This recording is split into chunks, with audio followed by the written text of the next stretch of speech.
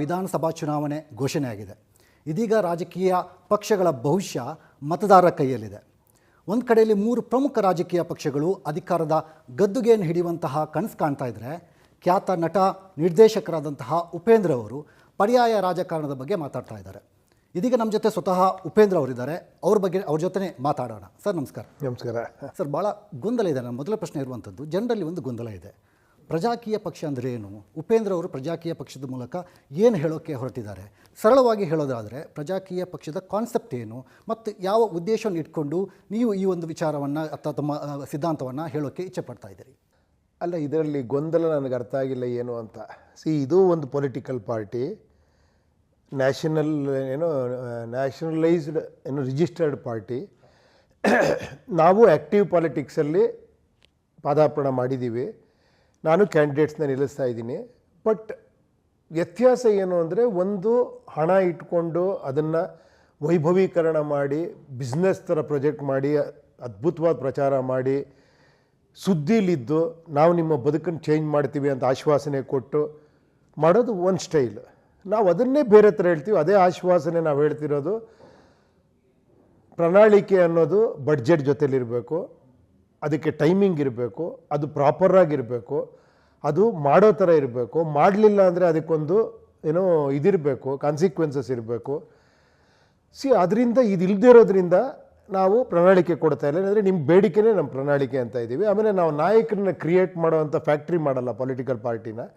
ಕಾರ್ಮಿಕರನ್ನ ಕೊಡ್ತೀವಿ ನಾವು ನಿಮಗೆ. ಏನಾದ್ರೆ ಅತಿ ಕಡಿಮೆ ವೆಚ್ಚದಲ್ಲಿ ಒಂದು ಜಾಬ್ ಥರ ಅಪ್ಲೈ ಮಾಡ್ತಿದ್ದಾರೆ ಯಂಗ್ಸ್ಟರ್ಸು. ನೀವು ಅವ್ರನ್ನ ಇಟ್ಕೊಂಡು ಕೆಲಸ ತೆಗಿಬೇಕು ನೀವು. ಅದು ನಿಮ್ಮ ಜೊತೆ ನಾನು ಇಡ್ತೀನಿ, ಒಬ್ಬ ಮತದಾರರ ಜೊತೆ ಅಂತ ಹೇಳ್ತಾ ಇದ್ದೀನಿ ಅಷ್ಟೇ. ಆ್ಯಕ್ಚುಲಿ ಈ ಕಾನ್ಸೆಪ್ಟ್ ಹಿಂದೆ ಯಾರಿದ್ದಾರೆ ಸರ್? ಇದು ಉಪೇಂದ್ರ ಅವರ ಚಿಂತನೆನೋ ಅಥವಾ ಇದರ ಹಿಂದೆ ಒಂದು ಟೀಮ್ ಇದೆ? ಯಾಕಂದರೆ ನಿಮ್ಮ ವೆಬ್ಸೈಟನ್ನು ನಾನು ನೋಡ್ತಾ ಇದ್ದೆ, ಓದ್ತಾ ಇದ್ದೆ. ಬೇರೆ ಬೇರೆ ಕಾನ್ಸೆಪ್ಟ್ಗಳು, ನಿಮ್ಮ ಐಡಿಯಾಸ್ಗಳು ಅದನ್ನು ಹೇಳಿದ್ದೀರಿ, ಜನರಿಗೆ ಅಪೀಲ್ ಮಾಡುವ ರೀತಿ ಅದನ್ನು ಹೇಳ್ತಾ ಇಲ್ಲ. ನೀವು ಯಾರಿದ್ದಾರೆ ಇದರ ಹಿಂದೆ? ನೀವೆಲ್ಲರೂ ಇದ್ದೀರಾ, ಪ್ರತಿಯೊಬ್ಬ ಪ್ರಜೆ ಇದ್ದೀರಾ ಇದ್ರ ಹಿಂದೆ. ನಿಮ್ಮೆಲ್ಲರ ಭಾವನೆನೇ ನಾನು ಹೇಳ್ತಾ ಇರೋದಷ್ಟೇ. ನಂದು ಏನು ಹೊಸದಿದೆ ಹೇಳಿ? ನೀವು ಆಸೆ ಪಡೋದೇನು? ಕರಪ್ಷನ್ ಇರಬಾರ್ದು ಅಂತ ಅಲ್ವಾ?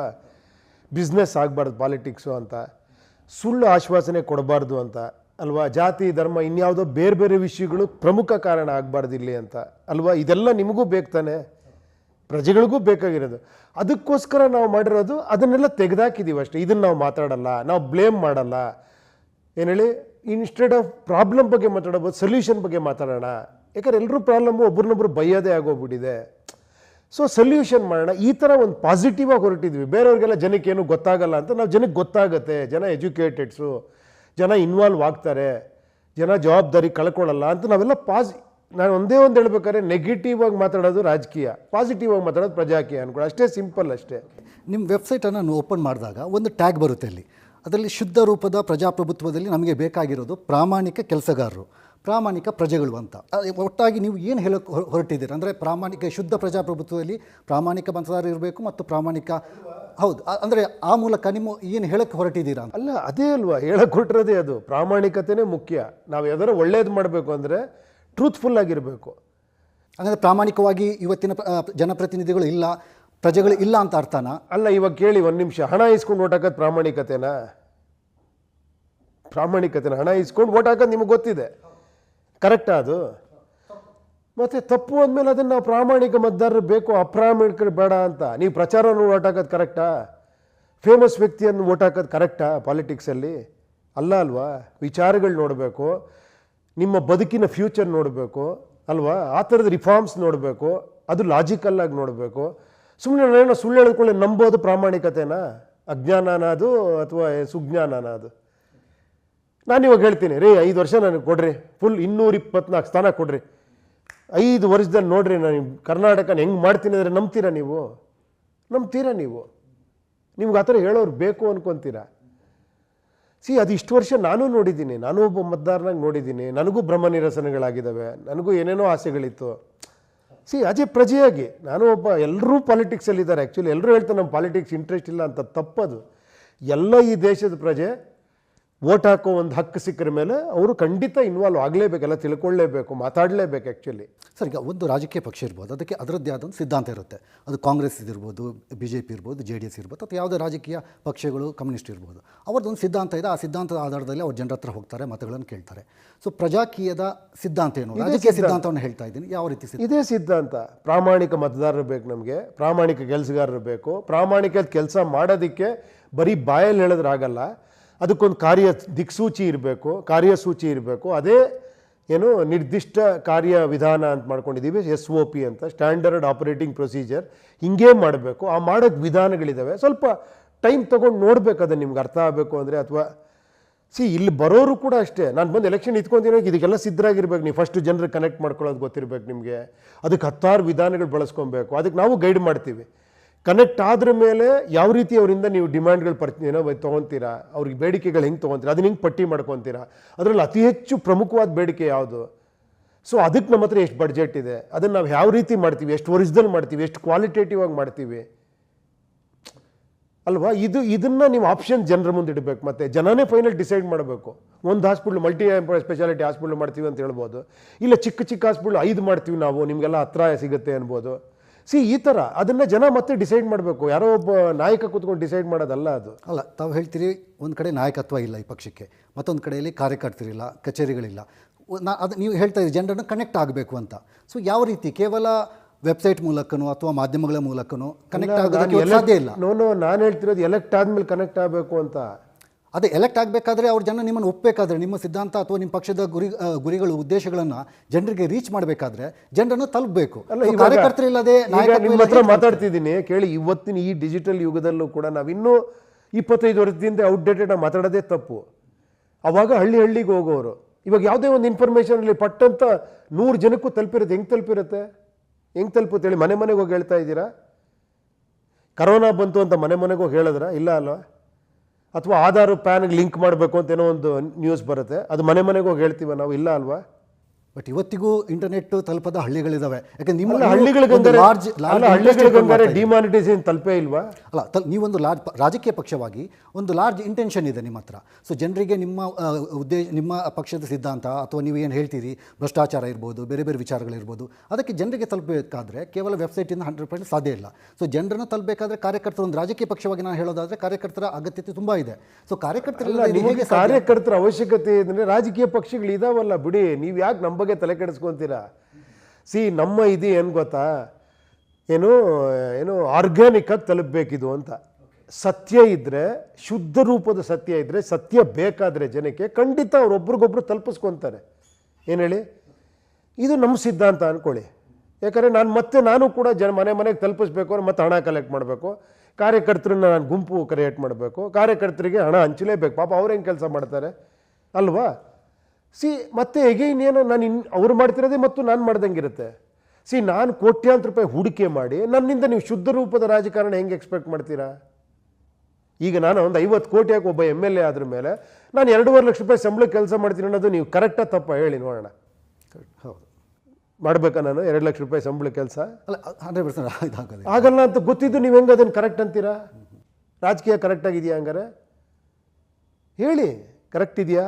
ಅಲ್ಲ, ಅವ್ರದ್ದು ಬೇರೆ ಬೇರೆ ಒಪಿನಿಯನ್ಗಳಿದ್ದಾವೆ. ಈಗ ನೀವು ಪರ್ಯಾಯ ಪ್ರಜೆಯಾಗಿ ಮಾತಾಡೋಣ. ನಾವು ಪ್ರಜೆಯಾಗಿ ಮಾತಾಡಿದ್ರೆ 50 ಕೋಟಿ ಹೂಡೋದು ಕರೆಕ್ಟಾ? 100% ಯಾರು ಒಪ್ಪೋದಿಲ್ಲ. ದುಡ್ಡಿನ ರಾಜಕೀಯವನ್ನು ಮತ್ತೆ ನೀವು ಕಾರ್ಯಕರ್ತರು ಬೇಕು ಅಂತೀರಾ, ಜನಗಳು ತಲುಪಬೇಕು ಅಂತೀರಾ, ಮನೆಗೆ ಹೋಗ್ಬೇಕು ಅಂತೀರಾ, ನೀವು ರಾಜಕೀಯ ಮಾಡಿ ಅಂತೀರಾ. ಅದು ಹೆಂಗೆ ಸಾಧ್ಯ ಆಗುತ್ತೆ ಅದು? ಹಾಗಾದ್ರೆ ಕೇವಲ ನೀವು ಡಿಜಿಟಲ್ ಅನ್ನು ನಂಬಿಕೊಂಡು ಅಥವಾ ನಿಮ್ಮ ಸತ್ಯ ನಂಬ್ಕೊಂಡು ಕೇಳಿ, ಸತ್ಯ ನಂಬ್ಕೊಂಡು, ಸತ್ಯಕ್ಕೆ ಎಷ್ಟು ಪವರ್ ಇದೆ ಅಂದರೆ, ನಿಜವಾಗ್ಲೂ ಸತ್ಯ ಆಗಿದ್ರೆ ಈ ಕಾಲಕ್ಕೆ ಬೇಕಾಗಿದ್ರೆ ಜನಕ್ಕೆ, ಅದು ನನಗೆ ಗೊತ್ತಿಲ್ಲದೆ ಇರೋದು. ನನಗನ್ನಿಸ್ತಿದೆ, ಬೇಕು ಅನ್ನಿಸ್ತಿದೆ, ನಿಮ್ಗೆ ಅನ್ನಿಸ್ದೇ ಇರ್ಬೋದು. ಬೇಡ, ಈಗ ನಡೀತಿರೋದೇ ಚೆನ್ನಾಗಿದೆ, 5 ವರ್ಷಕ್ಕೆ ಒಂದ್ಸತಿ ಓಟ್ ಹಾಕ್ತೀನಿ, ನಾನು ಆರಾಮಾಗಿರ್ತೀನಿ, ಯಾರೋ ಬಂದು ಏನೋ ಮಾಡ್ಕೊಂತ ನಮ್ಗೆ ಚೆನ್ನಾಗೇ ಇದೀರಿ ಅಂದರೆ ನಾನು ಯಾರು ಹೇಳೋದಕ್ಕೆ ಚೆನ್ನಾಗಿಲ್ಲ ಅಂತ ಅಲ್ವಾ?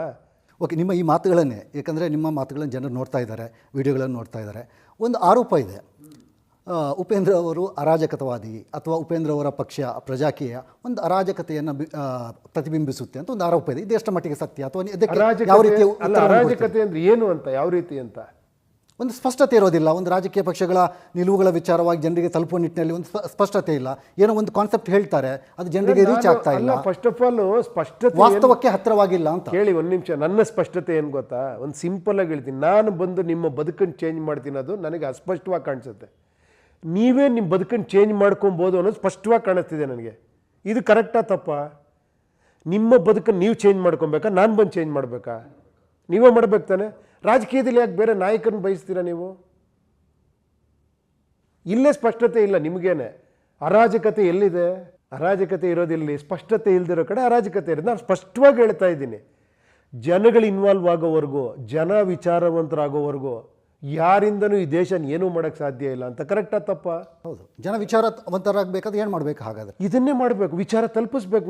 ನಾನು ಮತ್ತೆ ಹಣದಿಂದ ಮತ್ತೆ ನಾನೊಬ್ಬ ದೊಡ್ಡ ಸ್ಟಾರ್ನ ಕರ್ಕೊಂಬಂದು ಅಥವಾ ನಾನು ಸಭೆ ಸಮಾರಂಭ ಮಾಡಿ ಅಲ್ಲಿ ಊಟಗಳು ಹಾಕ್ಸಿ, ಬಿರಿಯಾನಿ ಊಟ ಹಾಕ್ಸಿ, ನಾನು ವಿಚಾರ ಬಿಟ್ಬಿಟ್ಟು ಬೇರೆ ಎಲ್ಲ ತಲುಪ್ತಾ ಇರೋದು ಜನಕ್ಕೆ ಅಲ್ವಾ? ವಿಚಾರ ಎಷ್ಟೇ ವರ್ಷ ಆಗಲಿ, ಎಷ್ಟೇ ನಿಧಾನ ಆಗಲಿ, ನಾನು ವಿಚಾರನೇ ತಲುಪಿಸ್ಬೇಕಷ್ಟೇ. ಓಕೆ, ತಾವು ಭ್ರಷ್ಟಾಚಾರದ ವಿರುದ್ಧ ಸಾಕಷ್ಟು ಮಾತಾಡ್ತಾ ಇದ್ದೀರಿ, ಧ್ವನಿ ಎತ್ತಾ ಇದ್ದೀರಿ. ಭ್ರಷ್ಟಾಚಾರ ಎಂಬುದು ಸಾಕಷ್ಟು ಸಂಕೀರ್ಣವಾಗಿದೆ. ಯಾಕಂದ್ರೆ ನಾವು ಅಷ್ಟು ನೋಡಿದಷ್ಟು ಸುಲಭವಾಗಿ ಭ್ರಷ್ಟಾಚಾರವನ್ನು ಹೋಗಲಾಡಿಸೋಕ್ಕೆ ಸಾಧ್ಯ ಇಲ್ಲ. ಸಿಸ್ಟಮಲ್ಲಿ ಬೇರೂರಿದೆ. ಸೊ ತಮ್ಮ ಕಾನ್ಸೆಪ್ಟ್ ಪ್ರಕಾರ ಅಥವಾ ಪ್ರಜಾಕೀಯದ ಮೂಲಕ ಏನು ಪ್ಲ್ಯಾನಿಂಗ್ ಇದೆ? ಅಂದರೆ ಇದನ್ನು ಹಂತ ಹಂತವಾಗಿ ನಿಮ್ಮಲ್ಲಿ ಪ್ಲ್ಯಾನ್ ಆಫ್ ಆ್ಯಕ್ಷನ್ ಮೊದಲನೇ ಹೆಜ್ಜೆನೇ ಎಷ್ಟು ಕಷ್ಟಕರವಾಗಿದೆ ನೋಡಿ ನಂದು. ನಾನು ಹೇಳ್ತಿರೋದು ಮೊದಲನೇದು ಏನು ಹೇಳಿ, ಮೊದಲನೇ ಭ್ರಷ್ಟಾಚಾರ ಹೋಗ್ಬೇಕಾದ್ದು ನಮ್ಮೊಳಗಡೆ ನಾನು ಸರಿ ಹೋಗಬೇಕು. ಇದೇ ಭಾಳ ಕಷ್ಟಕರವಾದ್ದು. ಏನು ಹೇಳಿ, ಇದು ನನ್ನ ಕೈಯಿಂದ ಸಾಧ್ಯ ಇರುವಂಥದ್ದು, ಆದರೂ ನಾನು ಮಾಡೋಕ್ಕೆ ರೆಡಿ ಇಲ್ಲ. ನನಗೇನಂದರೆ ಇಡೀ ದೇಶದ ಭ್ರಷ್ಟಾಚಾರ ತೆಗಿಬೇಕು ನಾನು ಅಂತ. ನನ್ನೊಳಗಿರೋ ಒಂದು ಸಣ್ಣ ಇದನ್ನೇ ನಾನು ತೆಕ್ಕೊಳ್ಳೋಕೆ ಸಾಧ್ಯ ಇಲ್ಲ. ಇಲ್ಲಪ್ಪ, ನಾನು ವಿಚಾರಗಳಿಗೆ ಓಟ್ ಹಾಕ್ತೀನಿ. ನನ್ನ ಹತ್ರ ಓಟ್ ಕೇಳೋಕ್ಕೆ ಬಂದವನ್ನ ಕೇಳ್ತೀನಿ, ಸರ್ ನಮಗೆ ದುಡ್ಡು ಗಿಟ್ಟು ಕೊಡ್ಬೇಡಿ ಸರ್, ನನಗೆ ಡ್ರಿಂಕ್ಸು, ಕುಕ್ಕರು, ಸೀರೆ ಬೇಡ ಸರ್ ನನಗೆ. ಸರ್ ಹೇಳಿ ಸರ್, ನನ್ನ ದುಡ್ಡು ಎಷ್ಟಿದೆ, ಹೆಂಗೆ ಮಾಡ್ತೀರಾ ನೀವು ಹೇಳಿ ಸರ್, ನನಗೆ ₹1 ಬೇಡ ಸರ್, ನಿಮ್ಮನ್ನೇ ಗೆಲ್ಲಿಸ್ತೀನಿ ನಾವು, ನೀವು ಹೆಂಗೆ ಕೆಲಸ ಮಾಡ್ತೀರಾ ಹೇಳಿ ಸರ್, ಸರ್ ಪಾರದರ್ಶಕತೆ ಹೆಂಗೆ ತರ್ತೀರಾ ಹೇಳಿ ಸರ್ ಅಂತ ಕೇಳೋ ಅಷ್ಟರ ಬೆಳೆಯೋದು ಸರಿನಾ ತಪ್ಪಾ? ಆಗುತ್ತಲ್ವಾ? ಆಗಲ್ವಾ ಹೇಳಿ? ಆಗುತ್ತಾ? ಯುವ ಜನಾಂಗಕ್ಕೆ ಆಗುತ್ತಲ್ವಾ? ಇದು ದೊಡ್ಡ ಕಷ್ಟನಾ ಇದು? ಇಲ್ಲಪ್ಪ, ನಾನು 500,000 ತೊಗೊತೀನಿ, ಏನೋ ಬಾಡೂಟ ಮಾಡ್ತೀನಿ, ಕುಕ್ಕರು ಸೀರೆ ಇಸ್ಕೊತೀನಿ ಅಂದ್ರ ಮೇಲೆ ನೀವು ಮಾತಾಡಲೇಬಾರ್ದು ಅದ್ರ ಬಗ್ಗೆ ಎಲ್ಲ. ಭ್ರಷ್ಟಾಚಾರ, ಈ ದೇಶ ಹಿಂಗಾಗ್ತಿದೆ, ಈ ಸಮಸ್ಯೆ ಇದೆ, ಆ ಸಮಸ್ಯೆ ಇದೆ, ಹೋರಾಟ ಮಾಡೋಣ. ನಾನು ಅರ್ಥನೇ ಆಗ್ತೀನಿ ನಿಮ್ಗೆ. ನಿಜವಾಗ ಫಸ್ಟ್ ಸ್ಟೆಪ್ಪೇ ನಿಮ್ಗೆ ಸರಿ ಇಲ್ಲ. ಹೋರಾಟ ಮಾಡೋಣ, ಅದು ಮಾಡೋಣ, ಇದು ಮಾಡೋಣ, ಯಾವ ರೀತಿ ಹೇಳ್ತೀರಾ ನೀವು? ಸರ್, ಈಗ ನೀವು ಭ್ರಷ್ಟಾಚಾರದ ಬಗ್ಗೆ ಮಾತಾಡೋದ ಕಾರಣಕ್ಕಾಗಿ ನೀವು ರಾಜಕೀಯ ಪಕ್ಷದ ಒಂದು ನೇತೃತ್ವ ವಹಿಸಿಕೊಂಡಂಥವರು. ಕಳೆದ 3 ವರ್ಷ 9 ತಿಂಗಳು, ಹತ್ರ 8ರಿಂದ 9 ತಿಂಗಳ ರಾಜ್ಯ ಸರ್ಕಾರದ ಆಡಳಿತ ವೈಖರಿ, ಅದರ ಬಗ್ಗೆ ಏನು ಹೇಳ್ತೀರಾ? ಯಾಕಂದರೆ ರಾಜ್ಯ ಸರ್ಕಾರದ ಬಗ್ಗೆ ಸಾಕಷ್ಟು ಆರೋಪಗಳು ಕೂಡ ಬಂದಿದ್ವು. 40% ಸರ್ಕಾರ ಅಂತ ಆರೋಪಗಳು ಕೂಡ ಕೇಳಿ ಬಂದಿದ್ವು. ಸೊ ತಾವು ಒಂದು ರಾಜಕೀಯ ಪಕ್ಷವನ್ನು ಮುನ್ನಡೆಸುವವರ ರಾಜಕೀಯ ಪಕ್ಷ ಅಲ್ಲ ಇದು. ಅದೇ ಡಿಫ್ರೆನ್ಸು. ಪ್ರಜಾಕೀಯ ಅಂದರೆ ಇಲ್ಲಿ ರಾಜನ ಮಾತಿಗೆ ಬೆಲೆ ಇಲ್ಲ. ನಾನು ಏನು ಅಲ್ಲ ಇಲ್ಲಿ. ನನ್ನ ಮಾತೆ ಪ್ರಜಾಕೀಯದ ಮಾತು ಆಗಲ್ಲ ಇಲ್ಲಿ. ಬಟ್ ಉಪೇಂದ್ರ ಅವ್ರದ್ದೊಂದು ಒಪಿನಿಯನ್ ಕೂಡ ಇಂಪಾರ್ಟೆಂಟ್ ಆಗುತ್ತೆ. ಜನ ನಿಮ್ಮನ್ನು ನೋಡಿ ಓಟ್ ಹಾಕ್ತಾರೆ ಅಥವಾ ನಿಮ್ಮ ಪಕ್ಷ ಹೇಳ್ಕೊಂಡು ಓಟ್ ಹಾಕ್ತಾರೆ. ಉಪೇಂದ್ರನ ಒಪಿನಿಯನ್ ಗೊತ್ತಾ? ಮೊದಲೇ ಹೆಜ್ಜೆ ಸರಿ ಮಾಡ್ಕೊಳ್ಳಿ ಅಂತಷ್ಟೇ. ನನ್ನ ಒಪಿನಿಯನ್ ವೋಟ್ ಫಸ್ಟ್ ಕರೆಕ್ಟಾಗಿ ಹಾಕೋಣ ನಾವು ಅಲ್ವಾ? ಆಮೇಲೆ ಮಾತಾಡೋಣ ಇದೆಲ್ಲ 40%, 50%. ನೀವು ಹಣ ಇಸ್ಕೊಂಡು ಒಬ್ಬೊಬ್ಬನ ಹತ್ರ 50 ಕೋಟಿ ಖರ್ಚು ಮಾಡಿಸಿ, ಹಣ ಇಸ್ಕೊಂಡು ಗಣೇಶ ಹಬ್ಬ ಮಾಡಿ ಎಂಜಾಯ್ ಮಾಡಿ, ನೀವು ಅವನು ಇವಾಗ ಭ್ರಷ್ಟಾಚಾರ ಅದು ಇದು ಹೇಳೋಕ್ಕೆ ಏನು ರೈಟ್ಸ್ ಇದೆ ನಮಗೆ? ಫಸ್ಟ್ ಆಫ್ ಆಲ್ ಅದು ಪ್ರೂವ್ ಆಗಿದೆಯಾ? ಏನು ಗೊತ್ತಿಲ್ಲದೆ ಏನಕ್ಕೆ ಮಾತಾಡ್ಬೇಕು ನಾವು ಅಂತ ಆರೋಪ ಪ್ರತ್ಯಾರೋಪಗಳು ಮಾಡಿಕೊಂಡು ಇಷ್ಟು ವರ್ಷಗಳು ಅದೇ ಮಾಡ್ಕೊಂಬಂದಿದ್ದೀವಲ್ವ ನಾವು. ರೀ ಅವ್ರು ಮಾಡಿಲ್ಲೇನ್ರಿ ನಾವು ಮಾಡ್ತೀವಿ ರೀ ಅಂತ ಇವ್ರು ಹೇಳ್ತಾರೆ. ನೆಕ್ಸ್ಟ್ ಡೇ ಅವ್ರು ಮಾಡಿಲ್ಲ ನಾವು ಮಾಡ್ತೀವಿ ಅಂದರೆ ನಾವೆಲ್ಲ ನೋಡ್ತಾ ಕೂತಿದ್ದೀವಿ. ಅದನ್ನು ನೋಡ್ತಾ ಇದ್ದೀವೋ ಇಲ್ವೋ ನಾವು? ಬಟ್ ಈ ಟೈಮಲ್ಲಿ ಒಂದು ಇಂಟ್ರಪ್ಷನ್ ಬೇಕಾಗುತ್ತಲ್ವ ನಿಮ್ಮಂಥವರು? ನೀವೊಂದು ಕಾನ್ಸೆಪ್ಟ್ ಇಂಟ್ರಪ್ಷನ್ ಕೇಳಿ. ಸಂವಿಧಾನ ನಮಗೆ ಒಂದು ಹಕ್ಕು ಕೊಟ್ಟಿದೆ, ನಮ್ಮೆಲ್ಲರಿಗೂ ಹಕ್ಕು ಕೊಟ್ಟಿದೆ ನೋಡಿ. ಆ ಕ್ಯಾಮ್ರಾಮನ್ಗೆ, ಇವ್ರಿಗೆ, ಅಲ್ಲಿ ನಿಂತಿರೋರಿಗೆ, ನಮ್ಮೆಲ್ಲರಿಗೂ ಹಕ್ಕು ಕೊಟ್ಟಿದೆ. ಈಗ ಮಾತಾಡ್ಬೇಕು ನಾವು. ಏನು ಹೇಳಿ, ಮೋಸ್ಟ್ ಇಂಪಾರ್ಟೆಂಟ್ ಟೈಮಲ್ಲಿ ಮಾತಾಡದೆ ಈ ಒಂದು ದಿನದ ಹಕ್ಕನ್ನು ನಾವು ಕಳ್ಕೊಂಡು ಮಾರ್ಕೊಂಡು ನಾಳೆ ಕೂತ್ಕೊಂಡು ಮಾತಾಡಲ್ಲ, ಅರ್ಥನೇ ಇಲ್ಲ. ಕರೆಕ್ಟ್ ಅಲ್ವಾ? ಇವತ್ತು ಮಾತಾಡಬೇಕಾ ನಾನು, ನಾಳೆ ಮಾತಾಡಬೇಕಾ? ಇವತ್ತು ನಾಳೆ ಎಲೆಕ್ಷನ್ ಟೈಮ್ಗೆ ನಾವು ಕರೆಕ್ಟಾಗಿ ಹುಷಾರಾಗಿರ್ಬೇಕು ನಾವು ಅಲ್ವಾ? ಓಕೆ ಸರ್, ಈಗ ಒಂದು ಭ್ರಷ್ಟಾಚಾರ ಒಂದು ಕಡೆಯಲ್ಲಿ, ಮತ್ತೊಂದು ಕಡೆಯಲ್ಲಿ ಇಲ್ಲಿಯ ಶಿಕ್ಷಣ ವ್ಯವಸ್ಥೆ ಇರ್ಬೋದು, ಆರೋಗ್ಯ ವ್ಯವಸ್ಥೆ ಇರ್ಬೋದು, ಭಾಳ ಮುಖ್ಯ ಜನರಿಗೆ ಅಗತ್ಯ ಆಗಿರುವಂಥದ್ದು. ಯಾಕಂದರೆ ಭ್ರಷ್ಟಾಚಾರದಿಂದ ಒಂದು ರೀತಿಯಲ್ಲಿ ಅವರಿಗೆ ನೇರವಾಗಿ ಟಚ್ ಆದರೆ, ಮತ್ತೊಂದು ಕಡೆಯಲ್ಲಿ ಆರೋಗ್ಯ ವ್ಯವಸ್ಥೆ ಇರ್ಬೋದು ಅಥವಾ ಶಿಕ್ಷಣ ಇರ್ಬೋದು, ಅಲ್ಲಿರುವಂತಹ ಖಾಸಗೀಕರಣ ಇರ್ಬೋದು, ಕಾರ್ಪೊರೇಟೀಕರಣ ಇರ್ಬೋದು, ಇದು ಕೂಡ ಜನರಿಗೆ ಟಚ್ ಆಗುತ್ತೆ. ಜನರು ಕೂಡ ಇದರಿಂದ ಸಫರ್ ಆಗ್ತಾರೆ. ಸೊ ತಮ್ಮ ಪ್ರಜಾಕೀಯದ ಒಂದು ಕಾನ್ಸೆಪ್ಟ್ ಅಥವಾ ಇದಕ್ಕೆ ಯಾವ ರೀತಿಯಲ್ಲಿ ಒಂದು ಪರಿಹಾರವನ್ನು ತಾವು? ಇದೇ ಪರಿಹಾರ ನಾನು ಮೂಲ ಹೇಳ್ತಿರೋದೇ ಕೇಳಿ. ಪಾಲಿಟಿಕ್ಸ್ ಬಿಸ್ನೆಸ್ ಮಾಡ್ತಿರೋದೇ ನಾವುಗಳು. ಹಣ ಇಷ್ಟೊಂದು ಹೂಡ್ತಾ ಇದ್ದಾರೆ ಅವರು ಅಂದರೆ ನಾವುಗಳು ಅಲ್ವಾ? ಅದನ್ನು ಫಸ್ಟ್ ಚೇಂಜ್ ಮಾಡಿದ್ರೆ ನೆಕ್ಸ್ಟ್ ಬಿಸ್ನೆಸ್ಸಿಂದ ಎಜುಕೇಷನ್ ಹೊರಗೆ ಬರುತ್ತೆ, ಬಿಸ್ನೆಸ್ಸಿಂದ ಹೆಲ್ತ್ ಹೊರಗೆ ಬರುತ್ತೆ. ಅಲ್ಲ, ನಿಮ್ಮ ಪ್ರಣಾಳಿಕೆ ಏನು? ಈಗ ಓಕೆ, ಜನ ಒಂದು ಕಡೆಯಲ್ಲಿ ಜನ ಚೇಂಜ್ ಆಗಬೇಕು, ಜನರಲ್ಲಿ ಬದಲಾವಣೆ ಆಗಬೇಕು, ನೀವು ಹೇಳ್ತಾ ಇರೋದು ಸತ್ಯ. ಬಟ್ ನಿಮ್ಮ ಪ್ರಣಾಳಿಕೆ ಬೇಕಲ್ಲ. ಈಗ ನಿಮಗೆ ಓಟ್ ಹಾಕಬೇಕಾದ್ರೆ, ನಾನು ಒಬ್ಬ ಮತದಾರನಾಗಿ ನಾನು ನಿಮಗೆ ಓಟ್ ಹಾಕಬೇಕಂತ ಇಷ್ಟ ಇದೆ, ಪ್ರಣಾಳಿಕೆ ಬೇಕಲ್ಲ? ನಿಮ್ಮ ಬೇಡಿಕೆನೇ ನನ್ನ ಪ್ರಣಾಳಿಕೆ. ಇದಕ್ಕಿನ್ನ ಪ್ರಣಾಳಿಕೆ ಯಾರ ಕೊಡಕ್ಕೆ ಸಾಧ್ಯನಾ? ಆ ಹೇಗೆ ನಾವು ನಂಬಬೇಕು? ಈಗ ನನಗೆ ಶಿಕ್ಷಣ ವಿಚಾರವಾಗಿರ್ಬೋದು, ನಾನು ಆರೋಗ್ಯ ವಿಚಾರ ಕೊಡ್ತಿಲ್ಲ. ಯಾಕೆ ಗೊತ್ತಾ? ನಾನು ಸುಳ್ಳು ಹೇಳಕ್ಕೆ ರೆಡಿ ಇಲ್ಲ ಅಂತ. ಪ್ರಣಾಳಿಕೆನೇ ನಾವು ಕೊಡ್ತಾ ಇಲ್ಲ. ನಾನು ಕೊಟ್ಟರೆ ನೀವು ನಂಬ್ತೀರಾ? ನಾನು ಹೇಳಿದ್ನಲ್ಲ, ಇಡೀ ಕರ್ನಾಟಕ ನಾನು ಏನೋ ಮಾಡ್ಬಿಡ್ತೀನಿ, ಏನು ಹೇಳಿ, ವಿಜಯನಗರ ಸಾಮ್ರಾಜ್ಯ ಥರ ಮಾಡ್ಬಿಡ್ತೀನಿ, ರೋಡಲ್ಲಿ ಚಿನ್ನ ಬೆಳ್ಳಿ ಮಾರೋ ಥರ ಮಾಡ್ತೀನಿ ಅಂದರೆ ನೀವು ನಂಬ್ತೀರಾ? ಬೇಕಾ ನಿಮ್ಗದು? ಬಟ್ ನಾನು ಕೇಳ್ತಾ ಇರೋದು ಆರೋಗ್ಯ ಮತ್ತು ಶಿಕ್ಷಣದ ಬಗ್ಗೆ. ನೋ ನೋ ನೋ ನೋ ಶಿಕ್ಷಣದ ಬಗ್ಗೆ ನೀವು ಬೇರೆ ಶಿಕ್ಷಣ ಕೊಡ್ತೀರಾ ಅಂತ. ಶಿಕ್ಷಣ ಕೊಡ್ತೀವಿ ಅಂತ ಹೇಳ್ತಾ ಇದ್ದಾರಲ್ಲ, ಫ್ರೀ ಶಿಕ್ಷಣ ಕೊಡ್ತೀವಿ ಅಂತಿದ್ದಾರೆ, ಫ್ರೀ ಎಜುಕೇಷನ್ ಹೆಲ್ತ್ ಕೊಡ್ತೀನಿ ಅಂತಿದ್ದಾರೆ. ನಾನು ಹೇಳ್ತೀನಿ ನಿಮ್ಗೆ ಅದಕ್ಕಿಂತ ತುಂಬ ವಿಷಯಗಳು ಬೇಕು. ನಿಮ್ಮ ಹಣ ಅದಕ್ಕಿಂತ ಜಾಸ್ತಿ ಇದೆ ಇಲ್ಲಿ. ಬರೀ ಶಿಕ್ಷಣ, ಬರೀ ಹೆಲ್ತ್ ಅಲ್ಲ, ನಿಮಗೆ ಸಾವಿರಾರು ವಿಷಯಗಳು. ನಿಮ್ಮ ಹಣನೇ ಅಲ್ಲಿರೋದು. ಅದರಲ್ಲಿ ನಮಗೆ ಸಂಬಳ ಕೊಡ್ತಿದ್ದೀರಾ. ಅರ್ಥ ಆಯ್ತಾ? ಕೇಳಿ, ಇಲ್ಲಿ ಒಂದು 2.25 ಲಕ್ಷ 3 ಲಕ್ಷ ಕೋಟಿ ನಮ್ಮದು ಪ್ರತಿ ವರ್ಷದ ಇನ್ಕಮ್ ಅಂದರೆ, ನಮ್ಮ ಆದಾಯ ಅಂದರೆ, ಅದು ಬಿಟ್ಟು ಏನು ಹೇಳಿ, ಅರಣ್ಯ ಸಂಪತ್ತು, ಖನಿಜ ಸಂಪತ್ತು, ಎಷ್ಟೋ ಗೌರ್ಮೆಂಟ್ ಪ್ರಾಪರ್ಟೀಸು, ಅದರಿಂದ ಬರೋ ರೆಂಟ್ಗಳು ಸಾವಿರಾರು ಇದ್ದಾವೆ. ನೇರ ಪರೋಕ್ಷ ಹಲವಾರು ತೆರಿಗೆಗಳು ಇಷ್ಟೆಲ್ಲ ಇದ್ದಾವೆ. ಇದೆಲ್ಲವೂ ನಿಮ್ಮದು.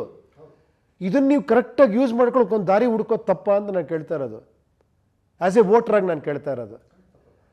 ಆ ವೋಟ್ರಾಗಿ ನಾನು ಹೇಳ್ತೀನಿ, ಈ ಥರ ಇರಬೇಕು, ನನ್ನ ಹತ್ರ ಹಕ್ಕಿರಬೇಕು ಅಂತ ನಾನು ಹೇಳ್ತಾ ಇದ್ದೀನಿ ಅಷ್ಟೇ. ವೋಟ್ರಾಗಿ ನಿಮಗೂ ಅದು ಅನ್ಸುತ್ತಲ್ಲ. ವೋಟ್ರಾಗಿ ಕೇಳಿ, ನಮ್ಮಿಬ್ಬರದ್ದು ಒಂದು ಜಾಗ ಇದೆ ಅಲ್ಲಿ, ನಮ್ಮೆಲ್ಲರದು ಒಂದು ಜಾಗ ಇದೆ ಅಲ್ಲಿ ಅಂದ್ಕೊಳ್ಳಿ. 4 ಜನರದ್ದು ಅಲ್ಲೊಂದು ಜಾಗ ಇದೆ. ಅದು ಒಂದು 100 ಕೋಟಿ ಬೆಲೆ ಬಾಳತ್ತೆ.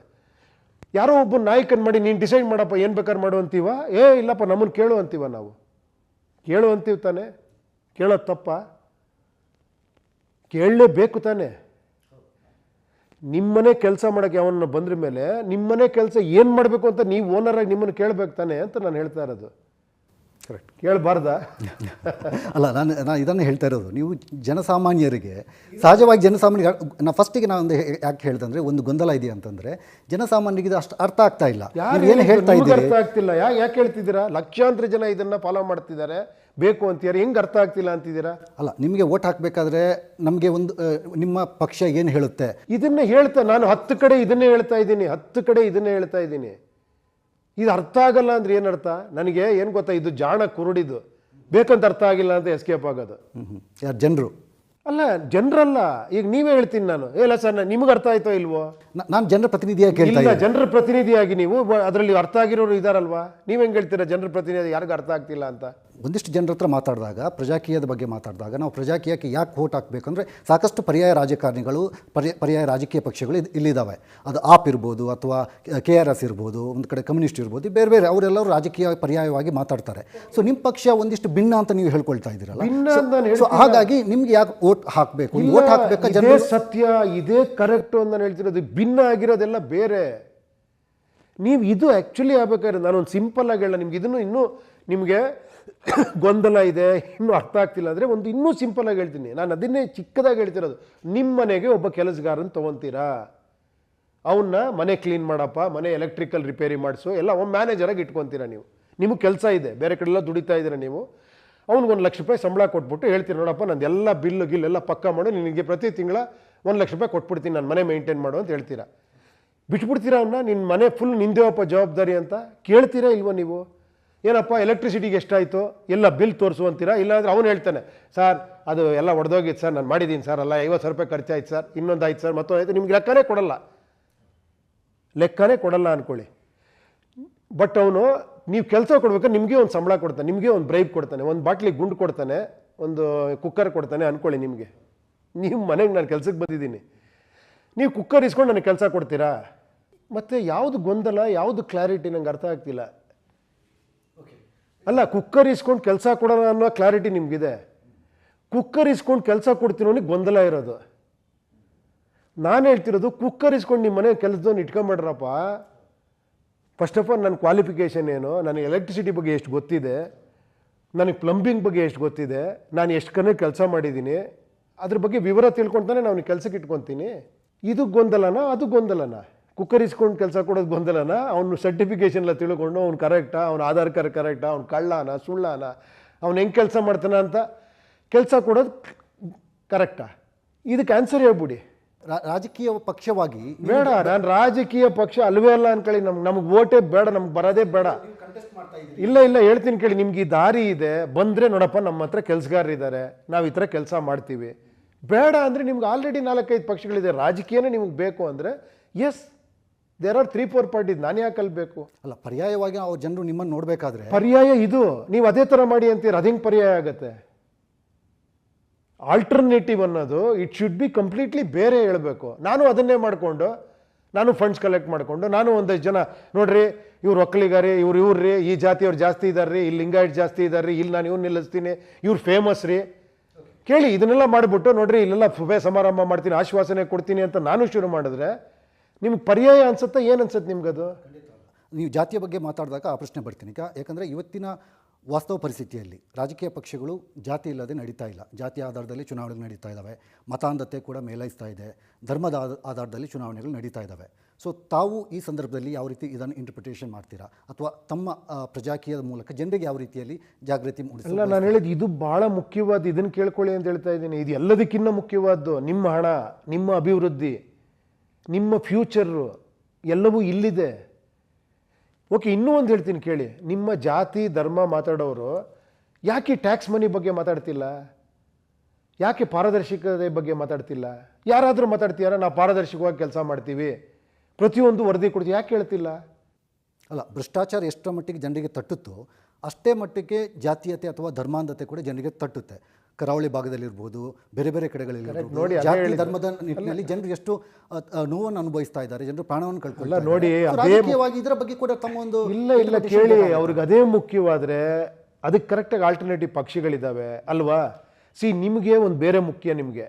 ನಾನು ನಿಮಗೆ ಏನೋ ಬೇರೆ ಬಾರಿಸ್ತಾ ಇದ್ದೀನಿ ನಿಮ್ಮ ಮುಂದೆ, ನಿಮಗೆ ಬೇಕಾಗಿಲ್ಲ ಇದು. ಸೊ ನಾನು ಮಾತಾಡ್ತಾನೆ ಇರ್ತೀನಿ ಅಷ್ಟೇ.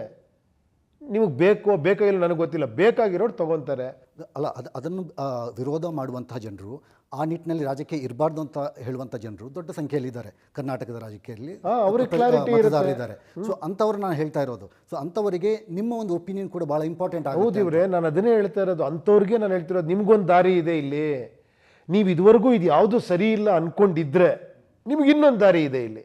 ಬಟ್ ಈ ದಾರಿ ಸ್ವಲ್ಪ ಕಷ್ಟಕರವಾದ ದಾರಿ. ನೀವು ಮತ್ತೆ ರಾಜಕೀಯ ಥರ ಯಾರೋ ಒಬ್ಬಂದು ನಿಮ್ಮ ಬದುಕನ್ನು ಚೇಂಜ್ ಮಾಡಿಬಿಡ್ತಾನೆ ಅಲ್ಲ. ಇಲ್ಲಿ ನೀವು ಇನ್ವಾಲ್ವ್ ಆಗಬೇಕು.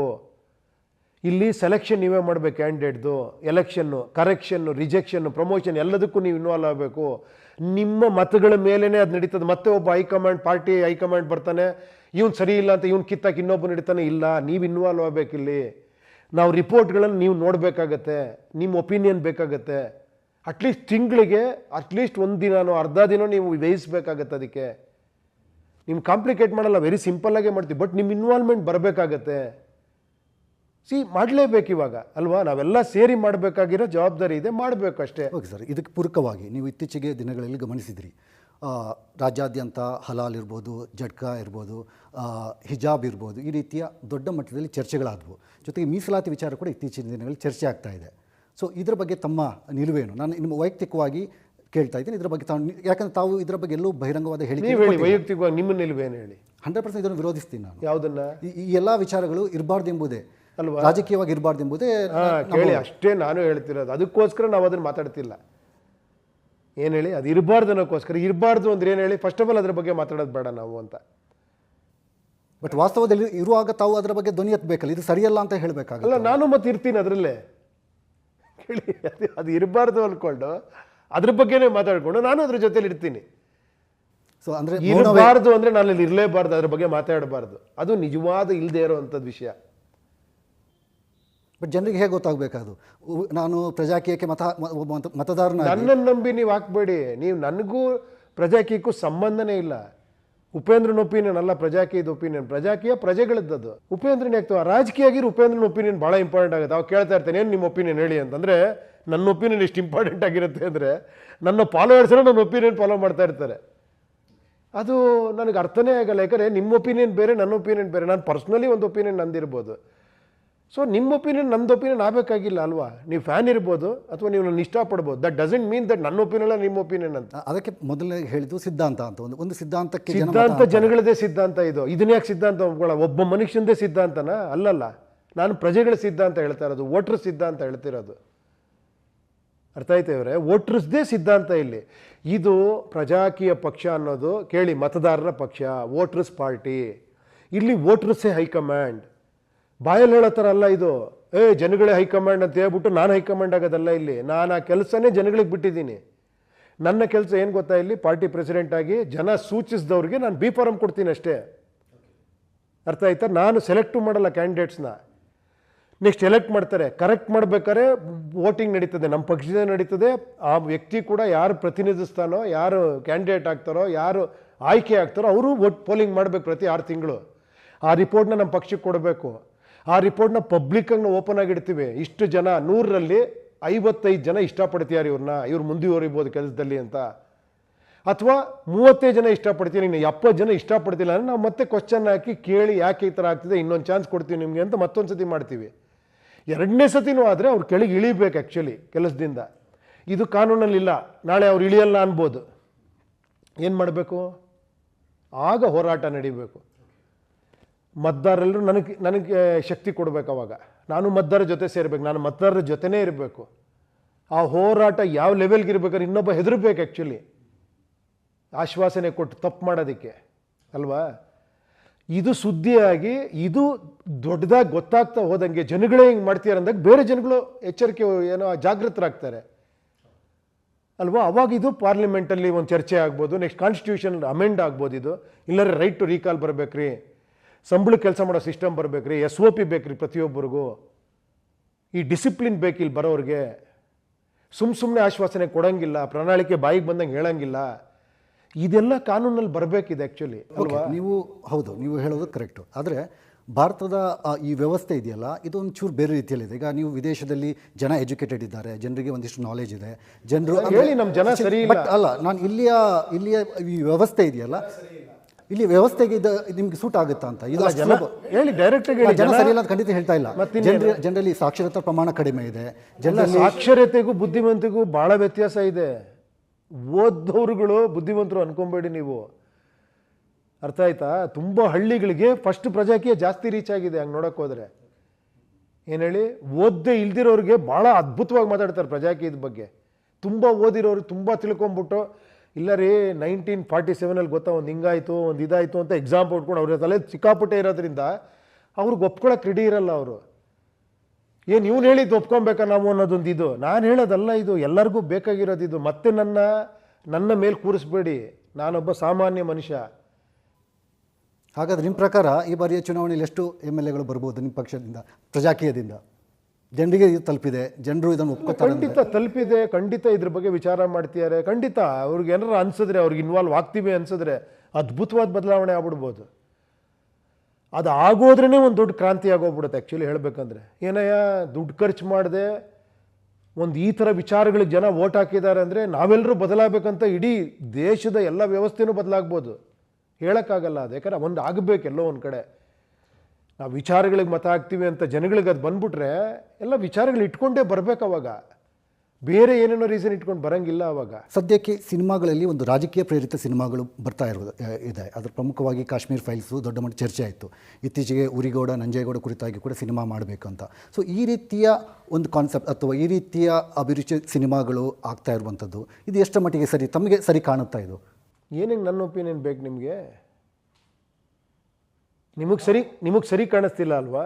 ನಿಮಗೆ ಸರಿ ಕಾಣಿಸ್ತಿದೆ. ನನ್ನ ಒಪಿನಿಯನ್ಗಿಂತನೂ ನಿಮ್ಮ ಒಪಿನಿಯನ್ ಇಂಪಾರ್ಟೆಂಟ್ ಆಗುತ್ತೆ. ಇಲ್ಲ ನಿಮ್ಮ ಒಪಿನಿಯನ್ ನಿಮ್ಗೆ ಇಂಪಾರ್ಟೆಂಟು ಅಲ್ಲ. ಜನರಿಗೆ ಆಸ್ ಎ ಉಪೇಂದ್ರ ಜನರಿಗೆ ಅವ್ರ ಒಪಿನಿಯನ್ ಅವ್ರಿಗೆ ಇಂಪಾರ್ಟೆಂಟ್, ನನ್ನ ಒಪಿನಿಯನ್ ಅವ್ರಿಗೆ ಇಂಪಾರ್ಟೆಂಟ್ ಅಲ್ಲ, ಆಗಬಾರ್ದು.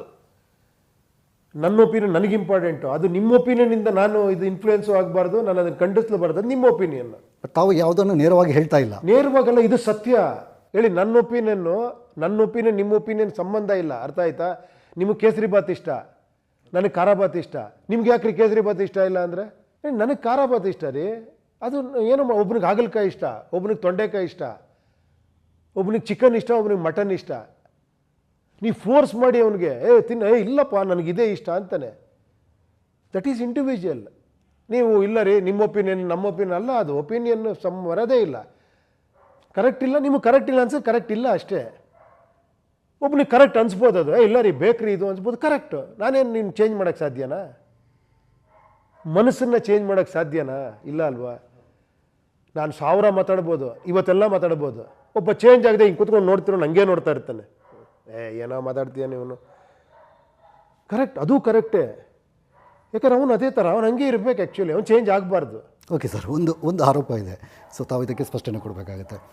ಪ್ರಜಾಕೀಯ ಅಥವಾ ಉಪೇಂದ್ರ ಅವರು ಚುನಾವಣಾ ಸಂದರ್ಭದಲ್ಲಿ ಮಾತ್ರ ಕಾಣಿಸ್ಕೊಳ್ತಾರೆ, ತಮ್ಮ ಸಿದ್ಧಾಂತದ ಬಗ್ಗೆ ತಮ್ಮ ನಿಲುವುಗಳಿಗೆ ಹೇಳಿಕೊಳ್ತಾ ಇರ್ತಾರೆ, ಪ್ರಜಾಕೀಯದ ಬಗ್ಗೆ ಮಾತಾಡ್ತಾರೆ, ಆನಂತರ ಅವರು ಕಾಣಿಸೋದಿಲ್ಲ. ಈಗ ಸಭೆ ಸಮಾರಂಭಗಳು ಇವಾಗ ಚುನಾವಣೆ ಟೈಮಲ್ಲಿ ಆಗ್ತಿದೆಯಾ, ಎಲೆಕ್ಷನ್ ಕೇವಲ ಚುನಾವಣಾ ಸಂದರ್ಭದಲ್ಲಿ ಮಾತ್ರ ಜನರಿಗೆ ಅರಿವು ಮೂಡಿಸೋದು ಸಾಕಾಗೋದಿಲ್ಲ. ಒಂದು ನಿಮಿಷ ಕೇಳಿ, ಚುನಾವಣೆ ಗೆದ್ರ ಮೇಲೆ ರಾಜಕೀಯ ಪಕ್ಷಗಳು ಸಭೆ ಮಾಡಿ ಬಡ್ಜೆಟ್ ಎಲ್ಲ ಓದಬೇಕು ಅಲ್ವಾ. ನೋಡಿ, ಈ ಒಂದು ಏನೋ ಕ್ಷೇತ್ರಕ್ಕೆ 1,000 ಕೋಟಿ ಬಂದಿದೆ ಅಥವಾ 100 ಕೋಟಿ ಬಂದಿದೆ, ಇದ್ರ ನಾನು ಈ ಥರ ಮಾಡ್ತೀನಿ ಆ ಥರ ಮಾಡ್ತೀನಿ, ಅದು ಯಾಕೆ ಅದು ಹೆಂಗೆ ತಲುಪ್ತಾ ಇದೆ ಜನಕ್ಕೆ? ಅದಕ್ಕೆ ಸಭೆ ಸಮಾರಂಭ ಬೇಡವಾ? ನೀವು ಹೇಳಿ. ಸಭೆ ಸಮಾರಂಭ ಮಾತ್ರ ಜನಕ್ಕೆ ತಲುಪುತ್ತೆ ಅಂದರೆ ಕಾರ್ಯಕ್ರಮಗಳು, ಕೆಲವು ಯೋಜನೆಗಳು, ಕೆಲವು ಜನಕ್ಕೆ ಅನುಕೂಲ ಆಗುವಂಥ ಕೆಲವು ವಿಷಯಗಳು, ಇದನ್ನು ಸಭೆ ಸಮಾರಂಭ ಮಾಡಿ ಪ್ರಚಾರ ಮಾಡಿ ಜನಕ್ಕೆ ತಲುಪಿಸ್ಬೇಕು. ಇದನ್ನು ಮಾತ್ರ ವೆಬ್ಸೈಟ್ ನೋಡಿ ಅಂತ ಹೆಂಗೆ ಹೇಳ್ತೀರಾ ನೀವು? ಅಲ್ಲಿರ್ರಿ, ಗೆದ್ರ ಮೇಲೆ ವೆಬ್ಸೈಟ್ ನೋಡಿ. ನಾವು ಹಂಗಲ್ಲ, ಡೇ 1 ವೆಬ್ಸೈಟ್ ನೋಡಿ, ಆ್ಯಪ್ ನೋಡಿ, ವಿಚಾರ ನೋಡಿ ಅಂತ. ಎಲೆಕ್ಷನ್ ಟೈಮಲ್ಲ, ನೀವು ಎಲೆಕ್ಷನ್ ಮುಗಿದ ಮೇಲೆ ಬನ್ನಿ, ನಾನು ಇದನ್ನೇ ಮಾತಾಡ್ತಿರ್ತೀನಿ. ಎಲೆಕ್ಷನ್ ಮುಗಿದ್ರ ಮೇಲೆ ನೋಡಿ, ರಿಸಲ್ಟ್ ಬಂದ ಮೇಲೆ ನೋಡಿ, ಪ್ರಜಾಕೀಯ ಬರ್ತಾನೆ ಇರುತ್ತೆ ನೋಡಿ, ಫೇಸ್ಬುಕ್ಕಲ್ಲಾಗಲಿ ಇನ್ನೊಂದಾಗಲಿ ವಾಟ್ಸಪ್ಪಲ್ಲಾಗಲಿ ಇದ್ರ ವಿಚಾರ ಕಂಟಿನ್ಯೂಸ್ ಆಗಿ ನಡೀತಾನೆ ಇದೆ. ನಿರಂತರವಾಗಿ ಇದನ್ನು ನಾವು ಮಾತಾಡ್ತಾನೆ ಇದ್ದೀವಿ. ನಮಗೆ ಎಲೆಕ್ಷನ್ಗೆ ಅದು ಸಂಬಂಧನೇ. ಎಲೆಕ್ಷನ್ ಟೈಮಲ್ಲಿ ನೀವು ಜಾಸ್ತಿ ಬಂದು ಕೇಳ್ತೀರಾ, ನಾನು ಜಾಸ್ತಿ ಮಾತಾಡ್ತೀನಿ ಅಷ್ಟೇ, ಇನ್ನೇನಿಲ್ಲ. ಓಕೆ, ಈಗ ತಮಿಳುನಾಡು ಇರ್ಬೋದು ಅಥವಾ ಆಂಧ್ರ ಪ್ರದೇಶ ಇರ್ಬೋದು, ಬಹಳ ಮುಖ್ಯವಾಗಿ ತಮಿಳುನಾಡಿನಲ್ಲಿ ಸಿನಿಮಾ ನಟರು ದೊಡ್ಡ ಮಟ್ಟದ ರಾಜಕೀಯ ಒಂದು ನೇತೃತ್ವವನ್ನು ವಹಿಸಿದ್ರು, ಒಂದು ಬದಲಾವಣೆ ಕೂಡ ಒಂದು ಶಕ್ತಿಯಾಗಿ ಅಲ್ಲಿ ಕಾಣಿಸ್ಕೊಂಡ್ರು. ಸೊ ಕರ್ನಾಟಕದ ಇತಿಹಾಸ, ರಾಜಕೀಯ ಇತಿಹಾಸವನ್ನು ನೋಡಿದಾಗ ಅವರಿಂದ ನಟ ರಾಜ್ಕುಮಾರ್ ಒಂದು ಹಿಡಿದು ಅಂಬರೀಷ್ ಅವರು ಮಾತ್ರ MLA ಆಗಿ ಮಿನಿಸ್ಟರ್ ಆಗಿ ಕೆಲಸ ಕಾರ್ಯ ಮಾಡಿದರು. ಸೊ ದೊಡ್ಡ ಮಟ್ಟದಲ್ಲಿ ಸಿನಿಮಾ ನಟರನ್ನು ಒಂದು ಸ್ಪೇಸ್ ಇಲ್ಲಿ ಕ್ರಿಯೇಟ್ ಆಗಿಲ್ಲ.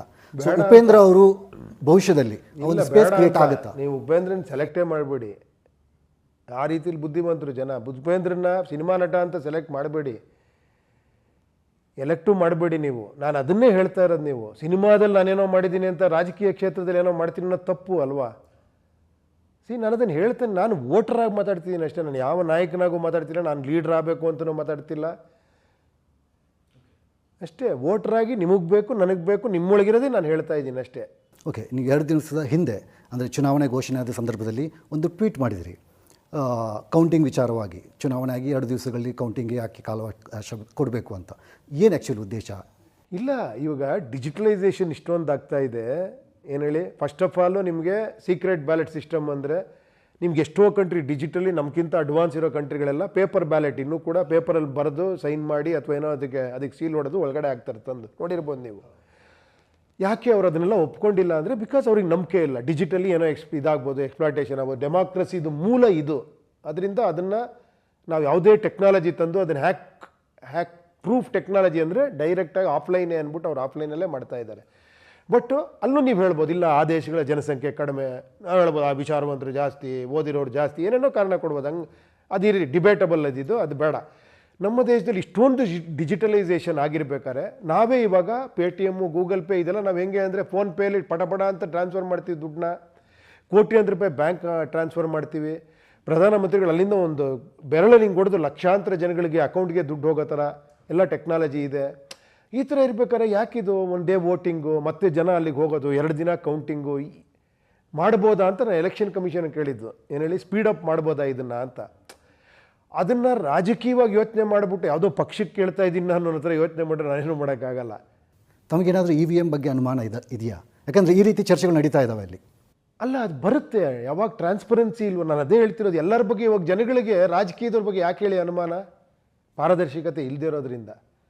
ಪಾಪ ಅವನು ಏನೂ ಮಾಡಿರಲ್ಲ, ದುಡ್ಡೇ ಕದ್ದಿರಲ್ಲ, ಏನೂ ಮಾಡಿರಲ್ಲ, ಪಾಪ ಒಳ್ಳೆಯವನಾಗಿರ್ತಾನೆ. ಆದರೂ ಹೇಳ್ತಾ ಇರ್ತಾರೆ, ಇಲ್ಲ ರೀ ಅಲ್ಲ ಒಂದು 10 ಎಕರೆ ರಾಜಕೀಯಕ್ಕೆ ಬಂದಮೇಲೆ ರೀ ಅಂದರೆ ಇವ್ನಿಗೆ 100% ಗೊತ್ತವನು ಕದೀತಾನೆ ಅಂತ. ಪಾಪ ಅವನು ಕದ್ದೇ ಇರಲ್ಲ. ಯಾಕಂದರೆ ಪಾರದರ್ಶಕತೆ ಇಲ್ಲ. ಯಾವತ್ತು ಪಾರದರ್ಶಕತೆ ಇರಲ್ವೋ ಅವತ್ತು ನೀವು ಮಾತಾಡ್ತೀರಾ. ನಾನು ಮುಚ್ಚಿಟ್ಕೊಂಡು ಕೂಡಲೇ ನೀವು ಹೇಳ್ತೀರಾ ಕಳ್ಳ ಅವನು ಅಂತ ಅಲ್ವಾ, ಆ ಥರ ಅದು. ಸೊ ಪಾರದರ್ಶಕತೆ ಬೇಕು, ಎರಡಕ್ಕೂ, ರಾಜಕೀಯದಕ್ಕೂ ಒಳ್ಳೆಯದಾಗತ್ತೆ, ಪ್ರಜೆಗಳಿಗೂ ಒಳ್ಳೆಯದಾಗತ್ತೆ. ಪಾರದರ್ಶಕತೆ ಭಾಳ ಮುಖ್ಯ. ಆ ಥರದ್ರಲ್ಲಿ ಒಂದು ರೆವಲ್ಯೂಷನ್ ಎಲ್ಲ ಆಗಬೇಕು ಅಂತ ಒಂದು ಸ್ಪಷ್ಟತೆಯಾಗಿ ಕೇಳ್ತಾ ಇದ್ದೀನಿ. ಅಂದರೆ ನಿಮ್ಮ ಪ್ರಕಾರ ಒಂದು ಚುನಾವಣೆಯಾಗಿ ಈಗ ಇಲೆಕ್ಷನ್ ಕಮಿಷನ್ ಅವ್ರದ್ದೇ ಆದ ಒಂದು ಇದನ್ನು ಕೊಡ್ತಾರೆ, ಕಾರಣ ಕೊಡ್ತಾರೆ, 2 ದಿವಸಗಳ ಕಾಲಾವಕಾಶ ಹಾಕಬೇಕು, ಸಿಬ್ಬಂದಿ ನಿಯೋಜನೆ, ಬೇರೆ ಬೇರೆ ವಿಚಾರಗಳಿಗಾಗಿ ಬೇಕಾಗುತ್ತೆ. ಸೊ ತಮ್ಮ ಪ್ರಕಾರ ಇದು ಯಾವ ರೀತಿ ಪ್ರೊಸೆಸ್ ನಡಿಬೇಕು ಅಂತ ತಮ್ಮ ಕಲ್ಪನೆ? ಬ್ಲಾಕ್ ಚೈನ್ ಟೆಕ್ನಾಲಜಿ ತರ್ಬೋದು, ಆನ್ಲೈನ್ ವೋಟಿಂಗ್ ಮಾಡ್ಬೋದು, ಓಕೆನಾ, ಪ್ರತಿಯೊಂದು ಓಪನ್ ಆಗಿ ಇಡ್ಬೋದು, ಯಾವ್ಯಾವ ಕ್ಷೇತ್ರದಲ್ಲಿ ಎಷ್ಟೆಷ್ಟು ಮತದಾನ ಯಾರ್ಯಾರಿಗಾಗಿದೆ, ನೀವು ಮೈಕ್ರೋ ಲೆವೆಲಲ್ಲಿ ಇಡ್ಬೋದು ಬೇಕಾದ್ರೆ, ದೊಡ್ಡ ವಿಷಯ ಏನಲ್ಲ ಅಲ್ವಾ, ಆಗುತ್ತಲ್ವಾ? ಓಕೆ ಸರ್, ಈಗ ಸಿನಿಮಾ ಬೇರೆ, ವಾಸ್ತವ ಬೇರೆ, ವಾಸ್ತವದ ಲೆಕ್ಕಾಚಾರ ಬೇರೆ ಇರುತ್ತೆ. ಒಂದು ಮಾತಿದೆ, ಸಿನಿಮಾದಲ್ಲಿ ನೀವು ಒಂದು ವಿಚಾರವನ್ನು ಅಥವಾ ನಿಮ್ಮ ನಿಲುವುಗಳನ್ನು, ಒಂದು ರಾಜಕೀಯ ಪರ್ಯಾಯ ಅಥವಾ ಒಂದು ಬದಲಾವಣೆಯನ್ನು ಸಿನಿಮಾದಲ್ಲಿ ತೋರಿಸ್ಬೋದು. ಬಟ್ ವಾಸ್ತವದಲ್ಲಿ ಅಷ್ಟು ಸುಲಭವಾಗಿ ಸಾಧ್ಯ ಇಲ್ಲ. ಎಲ್ಲೋ ಒಂದು ಕಡೆ ಉಪೇಂದ್ರ ಅವರು ಅಥವಾ ಪ್ರಜಾಕೀಯ ಒಂದು ಭ್ರಮೆಯಲ್ಲಿದೆಯಾ ಅಂತ ಒಂದು ಮಾತು ಕೇಳಿ ಬರ್ತಾ ಇದೆ. ಇದ್ರ ಬಗ್ಗೆ ಯಾರೋ ಒಬ್ಬರು ಪತ್ರಕರ್ತರು ಹಂಗೆ ಕೇಳಿದ್ರು, ಕಲ್ಪನಾ ಲೋಕದಲ್ಲಿದ್ದೀರಾ ಅಂತ. ಆಮೇಲೆ ಅವರೇ ಆನ್ಸರ್ ಮಾಡ್ರು, ಹೌದು ಕಲ್ಪನೆ ಬೇಕು. ಒಂದು ಫೋನು ಒಂದು ಕಾಲದಲ್ಲಿ ಕಲ್ಪನೆ ಆಗಿತ್ತು, ಒಂದು ಟಿ ವಿ ಒಂದು ಕಲ್ಪನೆ ಆಗಿತ್ತು ಅಲ್ವಾ. ಯಾರೋ ಒಬ್ಬ ಪ್ರಯತ್ನ ಪಟ್ಟ. ಫಸ್ಟ್ ನಿಮಗೆ ಮನೇಲಿ ಕೂತ್ಕೊಂಡು ಕ್ರಿಕೆಟ್ ನೋಡ್ತೀವಿ ನಾವು, ಯಾವುದೋ ಆಸ್ಟ್ರೇಲಿಯಲ್ಲಿ ನಡೆಯೋ ಕ್ರಿಕೆಟ್ ನೋಡ್ತೀವಿ ಅಂದಾಗ ಹುಚ್ಚ ಅಂತ ನಕ್ಕಿರ್ತಾರೆ ಅವನ್ನ. ಯಾರ ಅಲ್ಲಿ ನಡೆಯೋದು ಇಲ್ಲಿ ನೋಡ್ತಾನಂತ, ಇವನೇನು ಮಾಯಾಮಂತ್ರ ಮಾಡ್ತಾನ ಅಂತ. ಟೆಕ್ನಿಕಲಿ ಪ್ರೂವ್ ಆಗೋಯ್ತು ಇವಾಗ ಅಲ್ವಾ. ಫೋನು ಅಷ್ಟೇ, ನಾ ಇಲ್ಲಿ ಕೂತ್ಕೊಂಡು ಅಮೇರಿಕಲ್ಲಿ ಮಾತಾಡ್ತೀನಿ ಅಂದರೆ ಅಲ್ವಾ. ಅದೇ ಥರ ಕಲ್ಪನೆ ಭಾಳ ಮುಖ್ಯ. ಒಂದು ಒಳ್ಳೆ ದೇಶದ ಕಲ್ಪನೆ ಮಾಡೋದು ತಪ್ಪ ಅಂತ ನಾನು ಕೇಳ್ತಾ ಇರೋದು. ಆಗುತ್ತೋ ಬಿಡುತ್ತೋ ಸೆಕೆಂಡ್ರಿ ಬಿಟ್ಬಿಡಿ. ನಾಳೆ ನಿಮ್ಮ ಮಗುನೇ ಒಂದು ಕಲ್ಪನೆ ಮಾಡ್ಕೊಂಡಪ್ಪ, ನಾಳೆ ನಾನು ಚಾರ್ಟರ್ಡ್ ಫ್ಲೈಟ್ ತೊಗೊತೀನಿ, ಒಂದು ದೊಡ್ಡ ಕಂಪ್ನಿ ಮಾಡಿದೆ, ಕತ್ಗಾಳ ಸುಮ್ಮನೆ ನೀನು ಅಂತೀರಾ, ಕರೆಕ್ಟ್ ಮಾಡೋ ಅಂತೀರಾ, ಎನ್ಕರೇಜ್ ಮಾಡ್ತೀರಾ. ಯಾಕಂದರೆ ಆ ಕನಸುಗಳು, ಒಬ್ಬ KGF ಮಾಡ್ತೀನಿ ಒಂದು ಪಿಕ್ಚರು ಅಂತ ಎನ್ಕರೇಜ್ ಮಾಡ್ಬೇಕು ತಾನೆ. 1000 ಕೋಟಿ ಬಿಸ್ನೆಸ್ ಮಾಡ್ತೀನಿ ಅಂತ ಕಲ್ಪನೆ ಮಾಡಿ ಆದಾಗ ಖುಷಿ ಪಡ್ತೀವ, ನೋಡಪ್ಪ ಅಂತ. ಫಸ್ಟ್ ಹೇಳಿದ್ರೆ ನೀವು ಏನೇ ಅವ್ನು ಹಿಂಗೆ ಮಾತಾಡ್ತಾನೆ, ತಲೆಗಿಲೆ ಕೆಟ್ಟಿದ್ಯಾ ಅವನಿಗೆ ಹಂಗಲ್ಲ. ಅದು ಆ್ಯಕ್ಚುಲಿ ವಿ ಶುಡ್ ಎನ್ಕರೇಜ್. ಕಲ್ಪನೆ ಬೇಕು, ಒಳ್ಳೆ ಕಲ್ಪನೆ ಬೇಕು. ಇದ್ರ ಬಗ್ಗೆ ನಾವು ಮಾತಾಡಬೇಕು. ಆ್ಯಕ್ಚುಲಿ ಜನ ಚೆನ್ನಾಗಿದ್ದಾರೆ ಅಂತ ಹೇಳಬೇಕು, ಜನ ವಿಚಾರವಂತರು ಅಂತ ಹೇಳ್ಬೇಕು. ಅದ್ರ ಬಿಟ್ಬಿಟ್ಟು ನಾವು ಟಿ ವಿಯಲ್ಲಿ ಕೂತ್ಕೊಂಡು ಈ ಜಾತಿಯವ್ರು ಇಷ್ಟು ಜನ ಇದ್ದಾರೆ ರೀ, ಇವ್ರಿಗೆ ಮತ ಹಾಕ್ತಾರೆ ರೀ, ಇವ್ರು ಹಿಂಗಿದ್ದಾರೆ ರೀ, ಜಾತಿ ಬಿಟ್ಟರೆ ಜನ ಮತ ರೀ, ದುಡ್ಡು ಕೊಟ್ಟರೆ ನಾಳೆ ಚೇಂಜ್ ಆಗ್ತಾರೆ ಹಿಂಗೆ ಹೇಳ್ಕೊಂಡು ಪಾಪ ಅವ್ನು ಯಾವನೋ ಒಬ್ಬ ಏನು ಒಳ್ಳೆ ಕನಸಿರುತ್ತೆ, ಅವನು ಹಿಂಗೆ ಕುತ್ಕೊಂಡ್ಬಿಡ್ತಾನೆ. ಹೌದಾ, ಎಲ್ಲರೂ ದುಡ್ಡಿಗೆ ಓಟ್ ಹಾಕ್ತಾರೆ, ಬಿಡಪ್ಪ ನಾವು ಹಾಳಾಗೋಲಿ, ಏನು ಓಟ್ ಹಾಕೋದೇ ಬೇಡ ಅಂತ ಓಟ್ ಹಾಕ್ತಾನೆ ಅವನು. Indirectly you are spoiling voters, indirectly you are spoiling your kids, indirectly you are spoiling the future of this country. ಇವತ್ತು ನೀವು ಗೆಲ್ಬೋದು, ಅದು ನಾಳೆ ನಿಮ್ಮ ಸೋಲು ತಿಳ್ಕೊಳ್ಳಿ. ಆ್ಯಕ್ಚುಲಿ ಬಿಕಾಸ್ ನೀವು ಮಕ್ಕಳನ್ನೇ ಹಾಳು ಮಾಡಿ, ನಿಮ್ಮ ಸಮಾಜ ನೀವು ಹಾಳು ಮಾಡಿ ನೀವು ಗೆಲ್ಲೋದ್ರಲ್ಲಿ ಅರ್ಥನೇ ಇಲ್ಲ. ಸಮಾಜನ ಗೆಲ್ಲಿಸಿ ನೀವು ಸೋಲಿ ಪರವಾಗಿಲ್ಲ, ಸಮಾಜ ನಿಮ್ಮನ್ನು ಕೈ ಹಿಡಿದು ಎತ್ತುತ್ತೆ. ನೀವು ಸಮಾಜನ ಹಾಳು ಮಾಡ್ಬಿಟ್ಟು ನಾನೊಬ್ಬ ಉದ್ಧಾರ ಆಗ್ತೀನಿ ಅಂದರೆ ಸಾಧ್ಯನೇ ಇಲ್ಲ. ಅದು ಕಿತ್ತು ತಿನ್ಬಿಡು ಸಮಾಜ ನಿಮ್ಮನ್ನು. ಹೌದು. ಓಕೆ ಸರ್, ಈಗ ತಾವು ಅಪ್ಲಿಕೇಶನ್ ಹಾಕೋದಕ್ಕೆ, ಅಂದರೆ ಚುನಾವಣಾ ಸ್ಪರ್ಧೆ ಮಾಡೋದಕ್ಕೆ ಅಪ್ಲಿಕೇಶನ್ ಹಾಕೋದಕ್ಕೆ ಕೂಡ ಕರೆ ಕೊಟ್ಟಿದ್ರಿ ವೆಬ್ಸೈಟಲ್ಲಿ. ಎಷ್ಟು ಜನ ಇದುವರೆಗೂ ಅರ್ಜಿಯನ್ನು ಸಲ್ಲಿಸಿದ್ದಾರೆ ತಮ್ಮ ಪಕ್ಷದಿಂದ ಕಂಟೆಸ್ಟ್ ಮಾಡೋದಕ್ಕೆ? ಇದುವರೆಗೂ ನಮಗೆ ಒಂದು 500-600 ಜನ ಅರ್ಜಿ ಸಲ್ಲಿಸಿದ್ರು. ಅದರಲ್ಲಿ ನಾವು ಶಾರ್ಟ್ ಲಿಸ್ಟ್ ಮಾಡಿ ಒಂದು 160 ಜನನ ಸೆಲೆಕ್ಟ್ ಮಾಡಿದ್ದೀವಿ. ಅದರಲ್ಲಿ ಇವಾಗ ಫೈನಲ್ ಆಗಿ ನಮ್ಮ ಡಾಕ್ಯುಮೆಂಟೇಷನ್ ಎಲ್ಲ ಬಂದು ಬಿ ಫಾರಮ್ ಕೊಟ್ಟಾಗ ಗೊತ್ತಾಗುತ್ತೆ ಎಷ್ಟು ಜನ ಅದರಲ್ಲಿ ಅಂತ. ಓಕೆ ಸರ್, ಕೊನೆಯದಾಗಿ ಭವಿಷ್ಯದಲ್ಲಿ ಪ್ರಜಾಕೀಯ ಒಂದು ಪರ್ಯಾಯ ಶಕ್ತಿಯಾಗಿ ಮಾರ್ಪಡುತ್ತಾ ಉಪೇಂದ್ರ ಅವರು ಈ ವಿಚಾರವಾಗಿ ಸಕ್ಸಸ್ ಆಗ್ತಾರಾ ಅಂತ? ಅದನ್ನು ನೀವು ಹೇಳಬೇಕು. ನಾನಲ್ಲ ಸಕ್ಸಸ್ಸು, ನೀವು ಆಗ್ತೀರಾ, ಜನಗಳಾಗ್ತೀರಾ, ಜನಗಳಿಗೆ ಬದಲಾವಣೆ ಬೇಕಾ, ನೀವು ಹೇಳಬೇಕು ಅದನ್ನು. ಓಕೆ, ಸಾಕಷ್ಟು ವಿಚಾರಗಳನ್ನು ನಮ್ಮ ಜೊತೆ ಹಂಚ್ಕೊಂಡ್ರಿ, ಧನ್ಯವಾದ. ಪ್ರಜಾಕೀಯ ಪಕ್ಷ ಅಂದರೆ ಏನು? ನೆಗೆಟಿವ್ ಆಗಿ ಮಾತಾಡೋದು ರಾಜಕೀಯ, ಪಾಸಿಟಿವ್ ಆಗಿ ಮಾತಾಡೋದು ಪ್ರಜಾಕೀಯ, ಪಾಸಿಟಿವ್ ಆಗಿ ಮಾತಾಡೋದು ಪ್ರಜಾಕೀಯ. ಉಪೇಂದ್ರ ಅವರು ಅರಾಜಕತವಾದಿ, ನಾನು ಬಂದು ನಿಮ್ಮ ಬದುಕನ್ನು ಚೇಂಜ್ ಮಾಡ್ತೀನಿ, ಅದು ನನಗೆ ಅಸ್ಪಷ್ಟವಾಗಿ ಕಾಣ್ತಿದೆ. ನೀವೇ ನಿಮ್ಮ ಬದುಕನ್ನು ಚೇಂಜ್ ಮಾಡ್ಕೊಬೋದು ಅನ್ನೋದು ಸ್ಪಷ್ಟವಾಗಿ ಕಾಣಿಸ್ತಿದೆ ನನಗೆ. ಏನು ಹೇಳಿ, ಮೋಸ್ಟ್ ಇಂಪಾರ್ಟೆಂಟ್ ಟೈಮಲ್ಲಿ ಮಾತಾಡಿದೆ. ಈ ಒಂದು ದಿನದ ಹಕ್ಕನ್ನು ನಾವು ಕಳ್ಕೊಂಡು ಮಾರ್ಕೊಂಡು ನಾಳೆ ಕೂತ್ಕೊಂಡು ಮಾತಾಡಲು ಅರ್ಥನೇ ಇಲ್ಲ. ನನ್ನ ಕೆಲಸ ಏನು ಗೊತ್ತಾ, ಇಲ್ಲಿ ಪಾರ್ಟಿ ಪ್ರೆಸಿಡೆಂಟ್ ಆಗಿ ಜನ ಸೂಚಿಸಿದವ್ರಿಗೆ ನಾನು ಬಿ ಫಾರಂ ಕೊಡ್ತೀನಿ ಅಷ್ಟೇ. ಪ್ರಜಾಕೀಯ ಅಥವಾ ಉಪೇಂದ್ರ ಅವರು ಚುನಾವಣಾ ಸಂದರ್ಭದಲ್ಲಿ ಮಾತ್ರ ಕಾಣಿಸ್ಕೊಳ್ತಾರೆ. ಎಲೆಕ್ಷನ್ ಟೈಮಲ್ಲಿ ನೀವು ಜಾಸ್ತಿ ಬಂದು ಕೇಳ್ತೀರಾ, ನಾನು ಜಾಸ್ತಿ ಮಾತಾಡ್ತೀನಿ ಅಷ್ಟೇ. ಚುನಾವಣೆ ಘೋಷಣೆ ಆದ ಸಂದರ್ಭದಲ್ಲಿ ಒಂದು ಟ್ವೀಟ್ ಮಾಡಿದ್ರಿ, ಬೆರಳು ನಿಂಗೆ ಹೊಡೆದು ಲಕ್ಷಾಂತರ ಜನಗಳಿಗೆ ಅಕೌಂಟ್ಗೆ ದುಡ್ಡು ಹೋಗೋ ಥರ ಎಲ್ಲ ಟೆಕ್ನಾಲಜಿ ಇದೆ. ನಮಗೇನಾದರೂ EVM ಬಗ್ಗೆ ಅನುಮಾನ ಇದೆಯಾ? ಯಾವಾಗ ಟ್ರಾನ್ಸ್ಪರೆನ್ಸಿ ಇಲ್ವ? ನಾನು ಅದೇ ಹೇಳ್ತಿರೋದು, ಎಲ್ಲರ ಬಗ್ಗೆ. ಇವಾಗ ಜನಗಳಿಗೆ ರಾಜಕೀಯದವ್ರ ಬಗ್ಗೆ ಯಾಕೆ ಹೇಳಿ ಅನುಮಾನ? ಪಾರದರ್ಶಕತೆ ಇಲ್ಲದೆ ಇರೋದ್ರಿಂದ.